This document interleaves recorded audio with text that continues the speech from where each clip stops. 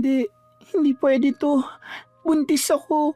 Ano nang gagawin ko ngayon? At nangyari na nga ang pinakakinatatakutan ni Jenny. 1 taon na lamang at malapit na sana siyang makatapos sa kolehiyo, ngunit ang 2 guhit na nakalagay sa kanyang pregnancy test ang kanyang magiging hadlang. Alam niyang sa oras na malaman yon ng kanyang pamilya, hindi na niya matatapos ang kanyang pag-aaral. Subalit dumating ang araw na kailangan niya nang sabihin yon dahil sa unti-unting pagbabago ng kanyang katawan. Kailangan kong sabihin sa kanila. Hindi ko kayang itago ang bata lalo na't kapansin-pansin ang pagbabago ng katawan ko. Pero paano ang pag-aaral mo? Wala akong magagawa kundi itigil yon. Alam mo naman, di ba? Pero hindi ko pa kaya magtrabaho at nag-aaral din ako. Paano? Paano natin mabubuhay ang anak natin? Hindi ko pa kaya. Hindi dapat 'to nangyari. Pero nangyari na nga. Kung hindi mo kaya magpakatatay sa anak natin, mas mabuti pang itigil na lang natin to. Bubuhayin ko na mag-isang anak natin ng walang kinikilalang ama. Saglit lang naman. Gusto ko muna mag-isip. Ano pa ba ang gusto mong pag-isipan? Bala ko nang sabihin sa mga magulang ko ang totoo. Pero alam mong hindi nila matatanggap yan. Alam ko. At sigurado ko mapapalayas ako sa amin. Isang kapansamantala tutuloy niyan. Hindi ko alam kung saan ako pwedeng pulutin. Hindi ko na kinakaya na ilang buwan ko na tong tinatago sa kanila. Pwede ka namang tumuloy muna sa amin. Pero hindi ako tanggap ng pamilya mo. Hindi importante kung tanggap ka nila o hindi. Nandun naman ako at hindi kita pababayaan. Sigurado ka? Oo, at maghahanap na rin ako ng trabaho para mabuhay ko kayo. Pasensya na sa mga nasabi ko. Nanginginig na lumapit si Jenny sa kanyang ina na nagluluto sa kusina. Sigurado siyang hindi siya matatanggap na mga ito. Lalo na at palagi nitong pinapahiya ang mga kapitbahay nilang maagang nabubuntis. At mas lalo nilang hindi matatanggap kung sa mismong anak nila ito mangyayari. Ngunit heto na nga, walang ibang dapat pang gawin kundi ang magsabi sa kanyang magulang tungkol sa kanyang pagbubuntis. Ma? Oh, ano yun? Bakit parang namumutla ka dyan? May gusto sana akong aminin sa inyo, Ma. Ano ba yon? Sabihin mo na.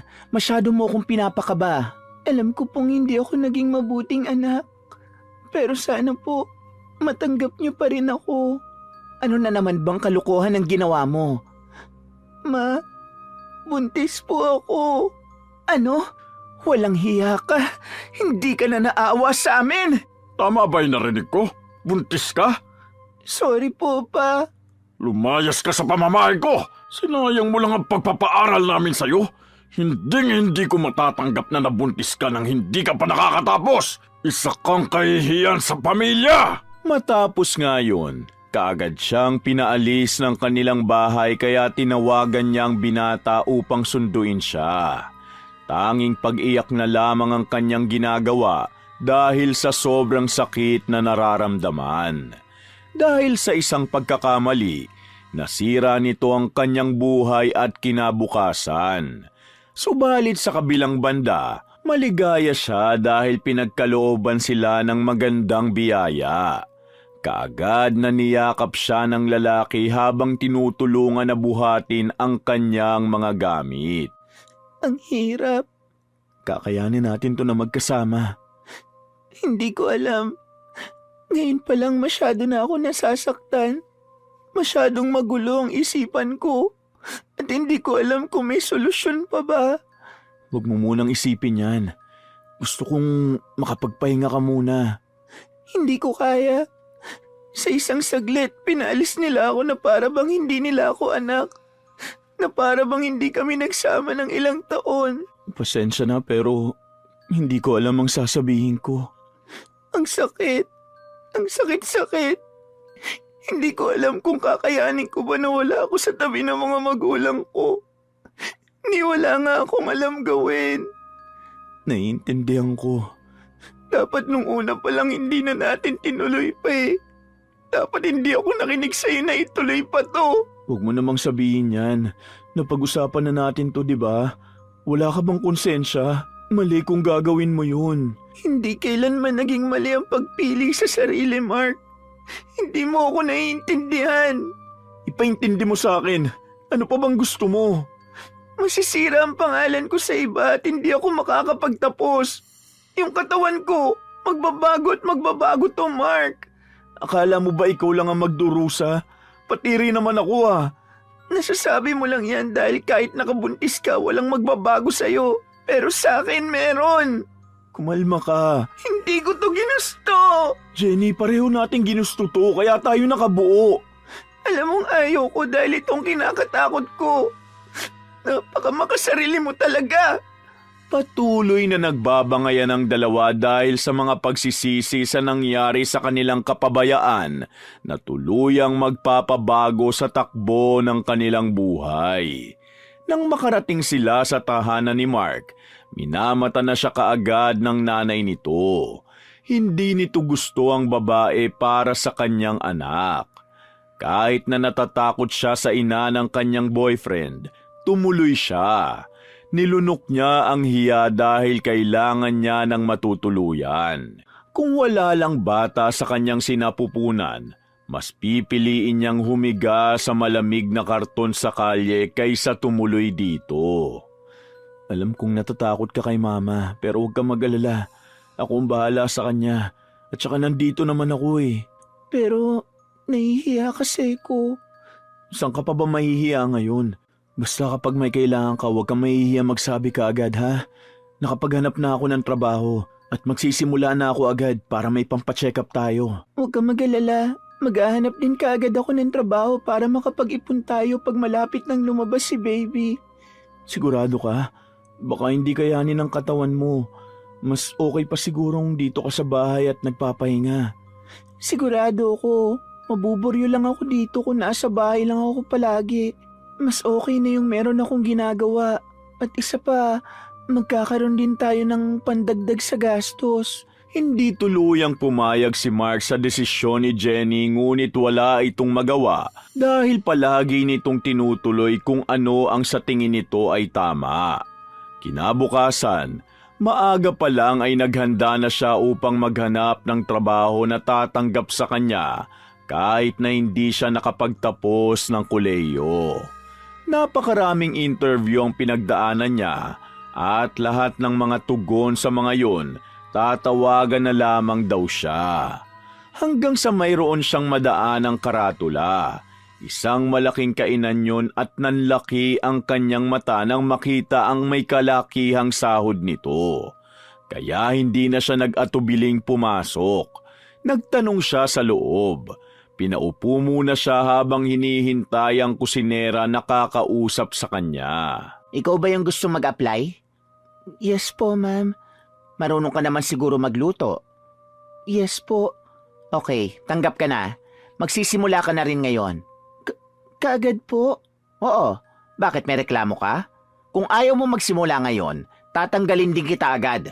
Ayoko sa tamad. Hindi po. Nabigla lang ako. Okay, dalian mo. Ayoko na mabagal kumilos. Naintindihan mo ba? Yes po. Oh, ano pang iniintay mo? Kilos na! Ano po palang kailangan kong gawin? Ano ba? Kailangan ka pa bang sabihan? Pasensya na po. Kumilos ka doon at magkuskus ng inidoro. Akala ko po, sa kusina po ako. Oo nga, pero naiirita ako sa'yo dahil napakarami mong tanong. Diyan ka na nga! Nakaramdam siya ng inis sa pinakitang ugali ng kusinera, ngunit wala naman siyang nagawa kundi sundin ang utos nito. Lumaking may kaya ang pamilya niya, kaya nung unay nandidiri na lamang siya sa pinapagawa sa kanya.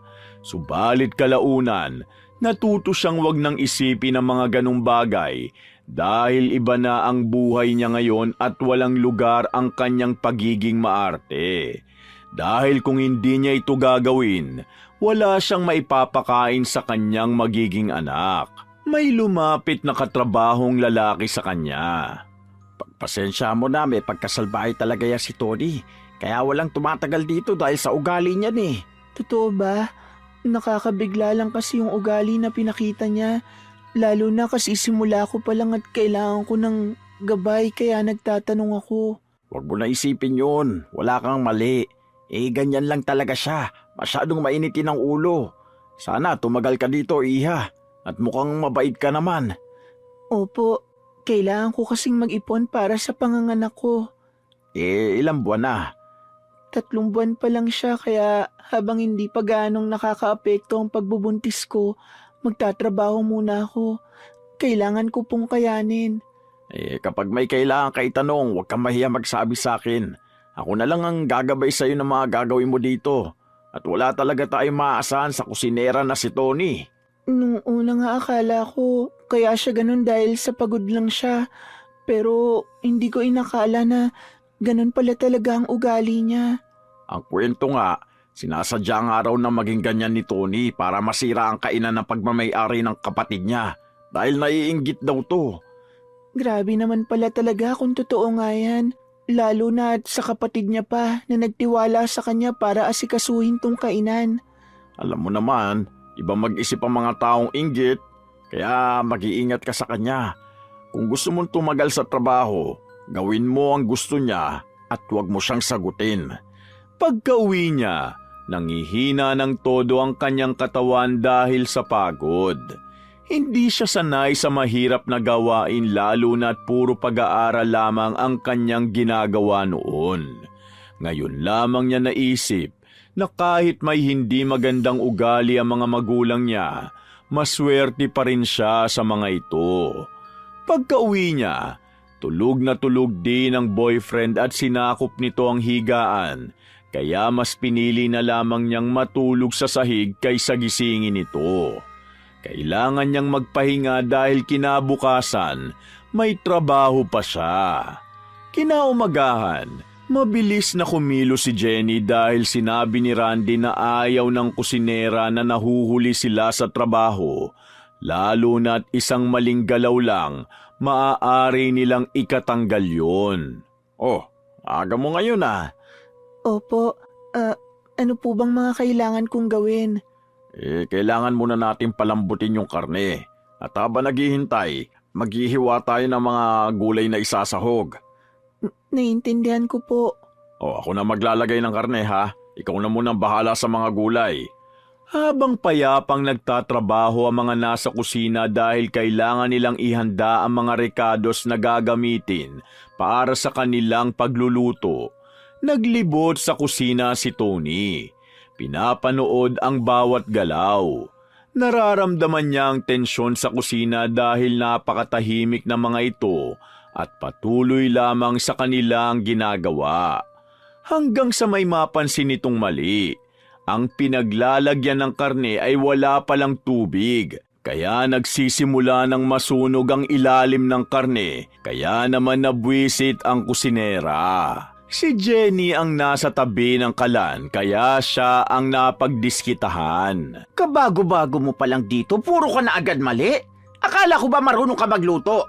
Bakit nagpapakulo ka ng baboy ng walang tubig? Hindi po ako naglagay niyan, ma'am. Ako naglagay ng karne sa kalan. Pasensya na at hindi ko kaagad napansin. Hindi mo na kailangan saluhin ng malinong bago, ha? Kitang-kita ko na siyang nasa tabi ng kalan. Hindi ko siya pinagtatanggol. Kasalanan ko talaga. Walang kasalanan yung bata. Ang ayaw ko sa lahat yung nagsisinungaling sa harapan ko. Nabigla ang lahat ng nasa kusina nang pagbuhatan nito ng kamay ang dalagang si Jenny. Napahawak na lamang siya sa kanyang pisngi dahil sa sakit ng pagkakasampal sa kanya. Hindi niya alam kung bakit siya pinagbuhatan ng kamay at naniniwala siyang hindi ito dapat ginagawa kahit pa ng mas mataas na tao sa kanya. Hindi naman po tamang sinaktan niyo ako. Talaga? At kung hindi tama, anong magagawa mo? Magsusumbong ka? At sa tingin mo may maniniwala sa'yo? Hayaan mo na yung bata. Nagsisimula pa lang siya eh. Huwag mo naman siyang saktan. Ano ba? Huwag mo nga akong pinipigilan. Kung may gusto ka sa babaeng yan, wala akong pakialam. Pero huwag mo akong pinipigilan kung ayaw mo mawalan ng trabaho. At naalala ko nga pala, pinag-aaral ng kapatid ko ang anak mo. Madali lang para sa akin tanggalin siya kung gustuhin ko. Pasensya na po, ma'am. Pero huwag niyo naman po sanang tanggalin ang anak ko. Ayun, nagkakaintindihan naman pala tayo, Mang Randy. Sige, bumalik tayo sa'yo. Unang kita ko pa lang sa'yo, alam kong magiinit na ang dugo ko at hindi nga ako nagkamali. Hindi lang yon ang unang pagpapahirap nito kay Jenny. Kada araw, nakakahanap ito ng bagong paraan upang pahiyain ang dalaga. Sinisisi niya rito ang halos lahat ng pagkakamali na nangyayari sa kusina. At hindi lamang puro masasamang salita ang naririnig niya, kundi palagi rin siyang pinagbubuhatan nito ng kamay. Ngunit wala siyang magawa kundi tiisin yun dahil walang-wala siya at sigurado siyang walang ibang trabaho ang tatanggap sa kanya dahil wala siyang ibang alam gawin. Okay ka lang ba? Hindi ko alam kung anong isasagot sa tanong na yan, Mang Randy. Pasensya na at wala akong magawa eh. Gusto man kitang protektahan, hindi ko magawa dahil sa kayang gawin ni Tony sa pag-aaral ng anak ko. Huwag niyo na po akong isipin. At kaya ko pa naman. Sigurado ka? Ayaw mo bang lumipat ng ibang trabaho? Hindi po pwede. Lalo na't ilang buwan na lang. Tsaka alam kong wala ring ibang tatanggap sa aking trabaho. Dahil hindi ako nakapagtapos. At malaki rin po ang pasahod dito. Habang patuloy siyang naiiyak dahil sa mga nangyayari, bigla ang tumawag ang boyfriend niyang si Mark at sinabing susunduin siya nito. Naghilamos na siya at inayos ang sarili para hindi siya mukhang galing lang sa pag-iyak. Ayaw niyang malaman ito ang nangyayari sa kanya sa trabaho. Alam niyang marami nang iniisip ang boyfriend at ayaw niya nang dumagdag. Nang papunta na siya sa pinto, nakita niyang nakatingin si Tony sa kanyang boyfriend. Sa unang pagkakataon, nakita niyang hindi ito nakasimangot. Sa halip, nakangiti sa kawalan. Kilala mo ba ang lalaking yon? Yes po, ma'am. Kaano-ano mo? Boyfriend ko po. Kung yung asawa nga naagaw, boyfriend pa kaya? Ano po? Wala. Pakiimbitahan naman siyang kumain dito minsan ha, para matikman naman niya kung gaano kasarap ang mga putahe rito. Sige po, susubukan ko. Ilang taon na pala ang boyfriend mo? Mukhang napakabata pa. 22 pa lang po. Ikaw? 20 pa lang po ako, ma'am. Kahit nagtataka sa inaakto ng salbahing kusinera, hindi niya na yun pinansin pa. Subalit yun ang naging pagkakamali niya. Nabigla na lamang siya na palaging nasa kainan ng kanyang boyfriend at ang dating hindi nag-aayos na kusinerang si Tony, todo ang kolorete ngayon sa mukha at mas lalo pang lumala ang pagtrato nito sa kanya sa loob ng kusina. Ano ba itong hilaw na karne na binigay mo sa customer? Hilaw na hilaw pa oh! Hindi mo ba talaga aayusin ang trabaho mo? Hindi po ako nagluto niyan, ma'am. Talaga sumasagot ka pa ha? Halika dito, kakausapin ka ng customer. Galit na galit sa mga ginagawa mo. Araw-araw ka na lang ba talaga magkakamali ha? Hindi po, ma'am. Nagsasabi po ako ng totoo. Hindi po ako may gawa niyan. Maniwala kayo sa akin. Hinila niya sa braso si Jenny at dinala sa galit na customer. Isa itong matanda at halatang inis nito dahil sa nakakunot nitong noo. Hiyang-hiya si Jenny at nakayuko lamang habang paulit-ulit na humihingi ng tawad sa kasalanang hindi naman niya ginawa. Halos lahat ng kumakain nakatingin sa kanila dahil sa mataas na boses ng galit na customer. At nagulat siya nang bigla siya nitong sampalin. Subalit hindi siya lumaban at napaiyak na lamang. Habang hinihila siya papasok ng kusina, pinagsasampal naman siya ng kusinera. At wala man lang kahit isang katrabaho niya ang pumigil. Gaya ng dati, naiyak na lamang siya at inayos na ang sarili dahil parating na ang boyfriend niya upang sunduin siya. Oh, ang aga mo ngayon ha. Inimbitahan kasi ako ni Tony. Napakabait pala ng boss mo. Ha? Bakit? May mali ba sa sinabi ko? Paano mo nakausap yung boss ko? Naalala mo nung sinundo kita? Hiningi niya yung number ko. At bakit mo binigay? Teka, bakit ka nagagalit sa akin? Hindi ako sa'yo galit. Nakakasakal ka naman oh. Pinigay ko lang kasi hiningi niya. At talagang nagkakausap pa kayo? Sino ba talagang ipinunta mo rito? Ako ba o siya? Ano ba yung iniisip mo? Sama ng tingin mo sa akin. Wala naman kaming ginagawang mali ah. Wala. Bakit mo binigay yung number mo? Alam mo, hindi ko maintindihan bakit ganyan na reaksyon mo eh. Mark, sinasaktan niya ako. Ha? Huwag ka naman manira ng tao. Nagsasabi ako ng totoo. Maniwala ka sa akin. Teka, mali naman yan. Mabait ang boss mo at sigurado ako dyan. Mas maniniwala ka ba sa kanya kaysa sa akin na girlfriend mo? Na para bang hindi mo ako kilala? Kailan ba ako nagsinungaling sa'yo? Simula noon, napansin niya ang pag-iiba ng kanyang boyfriend. Naging malamig ito sa kanya at ang tanging ginagawa na lamang nito, pumunta sa kainan upang sunduin siya. Subalit hindi naging ligtas sa kanyang paningin ang palihim na tinginan ng salbahing kusinera at ng kanyang boyfriend. Hindi pumasok sa kanyang isipan yon dahil may katandaan na ang kusinera at hindi rin ito kaaya-ayang tingnan.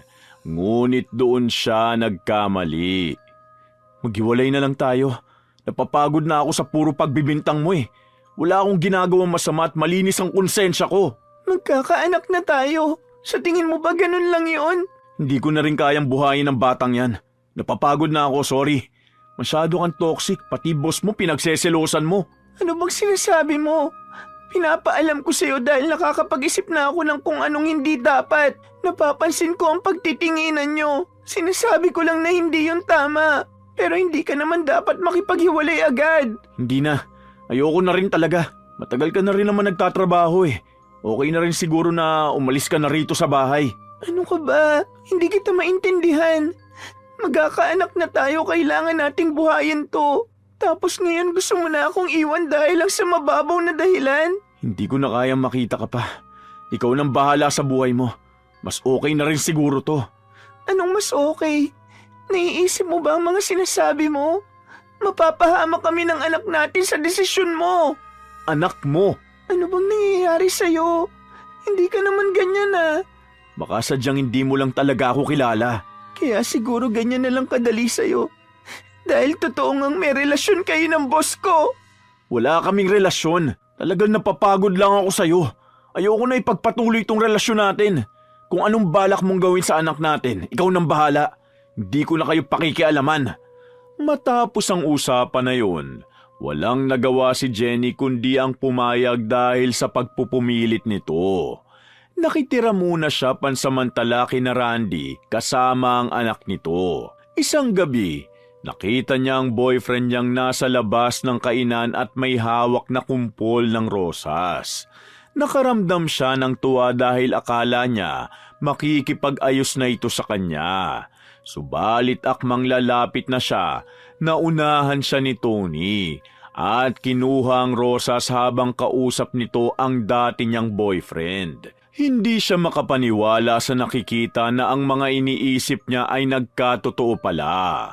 Halos masuka siya sa pandidiri sa nasaksihan. Di ba boyfriend mo yon? Bakit binibigyan ng bulaklak si Tony? Inagaw niya sa akin ang boyfriend ko. Ano? Matagal ko nang napapansin na parang may kakaiba. Pero nung pumayag ako maghiwalay, ganito na. Nakakadiri. Hindi ko naisip na aabot sa ganito kalala ang gawain ng Tony yan. Hindi ko matanggap. Nakakasuklam. Tinanggap ko lahat ng mga masasakit na salita niya sa akin, pati na yung mga pananakit niya. Pero ang agawin ng ama ng anak ko, sobra na. Kaya pala gano'n na lang kadali para kay Mark na iwan kami. Dahil magkarelasyon na sila.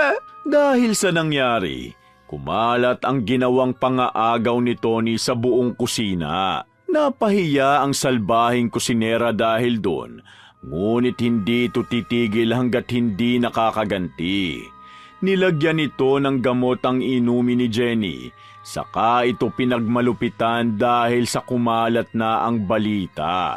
Nais din ng kusinera na mawala ang anak ni Jenny, lalo na't pinagseselosan siya nito dahil nga si Mark ang tatay ng dinadala ni Jenny. Nang malaman ni Jenny ang masamang intensyon ng kusinera, halos magwala siya sa galit at tuluyan na siyang umalis sa trabaho. Bakit mo yun ginawa? Kulang pa ba sa'yo nasaktan ako at agawin ng boyfriend ko?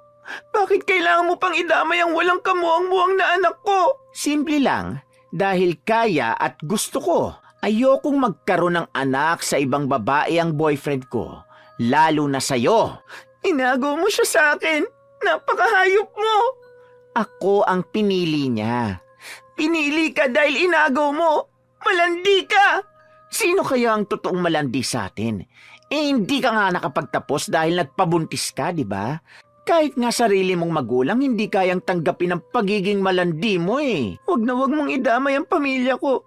Hindi kita mapapatawad. Wala naman akong pakialam kung patawarin mo ko o hindi eh. Sino ka ba? Masusunog ka sa impyerno. Nakakatakot naman. Lumalaban na ngayon ang iyaking si Jenny na humahalik lang sa sapatos ko noon para hindi matanggal sa trabaho. Nakakadiri. Dahil sa nangyari, nawalan na siya ng ganang mabuhay. Naging palaboy siya na puno ng galit. At hindi siya matatahimik hanggat hindi nakakaganti. Nang mayroong lumapit sa kanyang matandang babae. Iha, nararamdaman ko ang malalang galit sa puso mo. Ano bang nangyari sa'yo? Sinira nila ang buhay ko. Kinuha niya ang lahat at walang tinira. Hindi ko siya mapapatawad. At sino yon? Malay mo, makatulong ako. Ang kusinerang si Tony. Si Tony na nagtatrabaho sa malaking kainan? Siya nga. Bakit? Kilala mo ba siya? Kilala ko siya. Hindi ko lang alam na hanggang ngayon patuloy siya sa masasamang gawain niya. Wala siyang awa. Napakasama ng ugali niya. At gagawin kong lahat para makaganti kahit igapahama ko pa. Kaya kitang tulungan, Iha. Paano? Kilala siya sa kanyang mga luto, hindi ba? Opo. Yun ang tanging dahilan kaya bumabalik ang mga tao sa kabila ng kasamaan ng ugali niya. Huwag kang mag-alala. Pareho tayong makakaganti at magiging sa atin ang huling halakhak. Pwede ko po bang malaman kung anong ginawa niya sa'yo? Sinira niya rin ang buhay ko. Sinira niya ang pangalan ko. Pinakulong niya ako sa kasalanang hindi ko ginawa. Inagaw niya ang asawa ko habang nakakulong ako. Ngayon, naging palaboy na lamang ako sa kalsada dahil masyado siyang maimpluwensya. Lahat ng sinusubukan kong pasukan at trabaho, hindi ako tinatanggap dahil sa kanya. Idagdag na rin na may record ako sa kulungan. Noon pa pala niya gawain ang mga agaw ng asawa. Hindi ko na siya maatim. Nandidiri ako sa kanya. Talagang nakakadiri siyang tao. Walang pakundang ang gumawa ng ikasasakit ng kapwa para maramdaman niya lamang na angat siya kaysa sa iba. Puno ng galit ang kanilang puso kaya napabalik si Aling Lena sa dating pangit niyang nakaraan. Isa siyang mambabarang at hindi niya na ito kayang gawin. Ngunit talagang sumusobra na ang salbahing kusinera at kailangan na itong mabigyan ng matinding leksyon. Kung sino man ang makatikim ng kanyang luto, magkakaroon ng sakit na hindi kayang matukoy ng mga doktor. Masisira ang pangalan niya, katulad ng pagsira niya sa pangalan mo. Tama ka dyan. At sisiguraduhin kong mararanasan niya ang napagdaanan natin. Kailangan niya magbayad sa lahat ng kasalanan niya. At ito na ang oras ng paniningil. Mayroong kumalat na video kung saan nagsusuka ang mga taong kumakain sa sikat na kainan. Pati ang pananakit ng kusinera, kumalat na rin. Umabot sa ilang milyon ang mga nakapanood sa ginagawa nitong pang-aabuso At ngayon ay ang pagkakasakit naman ng mga taong kumakain sa luto nito. Nasira ng tuluyan ang pangalan ni Tony at ipinakulong siya dahil sa mga ginagawa niyang kasamaan. Ngunit kulang pa yun para kay Jenny. Pinabarang niya rin ang kanyang dating boyfriend na pinabayaan sila ng kanyang anak. Nakakatuwa palang makita siyang nagdurusa. At ngayon, wala akong nararamdaman na awa. Sinira niya ang buhay natin at dapat lang din siyang sirain. At ngayon, umaayon na ang mga bagay sa atin. Napakasaya ko ngayon. Pero kulang pa yon. Masyado pang mapayapa ang kulungan para sa taong katulad niya. Gusto pa nila itong pahirapan ng labis. Habang nakakulong ito, ang balat nito ay nagsisimula ng mabulok. Buhay na buhay at malakas pa ang katawan, ngunit ang balat ni Tony ay unti-unti nang naaagnas. Nagwawala ito sa loob ng kulungan at humihingi ng tulong sa kalagayan nito. Subalit hindi naaawa ang mga nagbabantay sa kanya, lalo na't alam na mga ito ang ginawa niyang kasalanan. Kung noon, lahat kaya niyang papaniwalain. Ngayon, naging kabaliktaran ang lahat. Wala nang naniniwala sa kanya na kahit sino. At kahit anong gawin niya, walang pumapansin sa kanya. Ang dating itsura nito, halos hindi na makilala dahil sa lala ng nangyayari. Ang dati namang boyfriend ni Jenny, ganun din ang nangyari. Maraming nagbago sa katawan at itsura nito. Hinihintay na lamang nila na sumuko ang katawan ng salbahing kusinera habang paunti-unti itong pinapatay sa sakit. Nararapat lang yan sa kanya. Tama ka.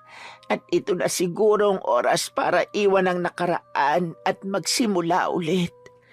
Sa tingin mo, tatanggapin pa uli ako ng pamilya ko? Alam kong hinahanap ka na nila ngayon. Nadala lang sila sa emosyon kaya nila nagawa yun. Pero huwag kang mag-alala. Babawi sila sa'yo. Paano nyo naman nalaman ng mga yan? Nararamdaman ko lang. Magkikita pa tayong muli, Iha. At sana wala na ang galit sa mga puso natin pag nangyari yon. At tuluyan na tayong makapagsimula uli. Katulad ng sinabi ni Aling Nena, umuwi siya at sinalubong ng yakap ng mga magulang niya. Hinanap daw siya nito kung saan-saan. At kinontak pa nito ang dating boyfriend dahil baka nasa kanila ito. Ngunit hindi naman sila nito sinasagot. Hindi rin naman nila alam kung saan ito nakatira. Humingi sila ng kapatawaran sa isa't isa at sinabing handa siyang magbago. Sorry po, Ma, Pa, sa mga nagawa ko. Gusto ko pong bumawi sa inyo at maging mabuting anak. Naligaw po ako ng landas. Pero nagpapasalamat po ako na nakaya niyo pa rin po akong tanggapin bilang anak niyo. Kahit ano mangyari, ikaw at ikaw pa rin ang pipiliin kong maging anak. Pasensya na sa mga salitang nasabi ko sa iyo. Nahirapan lang akong tanggapin ang balita na buntis ka. At nasabi ko lang yun dahil sa galit. Hayaan mong bumawi ako sa iyo, anak. Mahal na mahal kita. Nagkapatawaran na ang buong pamilya habang si Tony tuluyang nabulok sa kulungan. Wala man lang ni isang tumulong at dumalaw sa kanya. Lahat ng bagay ay may kabayaran at ito ang pinagbayaran niyang kasalanan. Ang magdusa na para bang ayaw na lamang niyang magising kinabukasan.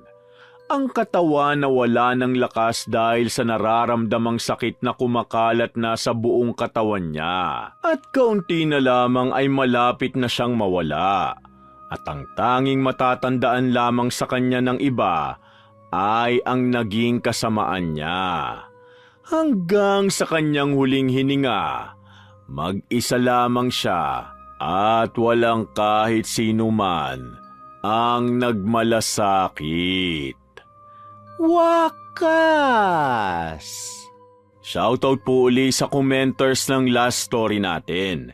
Sina Virginia Divina from Saudi, Mary Grace Shooting, Estrella Cortez from Canada, Lisa Takada from Japan, Lusa Claro, Noemi Garcia Pabunan from Hong Kong, Michelle Gimbo, MJJM Forever, Brian Landicho, Jasmine Vicente, Gia Gigi, Phoebe Ranyada, Chef M, shoutout din kina Ate Auring, Ate Ne, Faye, Ana, Minda at Gandang Leslie ng Amira Boxes Handicrafts, Roberto Crimen, Ronald Bel Sabahado, Jen Esto from Hong Kong, Marisa Licoto from Katanawan, Quezon, at sa mga workmate niya sa SNW Katanawan na sina J.Ann Ursua, Jomia Mabel Ramos, Rica Holanda, Maris Palatino, Love Acha, Judith Villasanta, Joan Penid, Roma Acha, Michael Palatino, Larry Acha, at SG Balde. At happy birthday din kina Quen Fei at Ate Marie sa February 1 and 2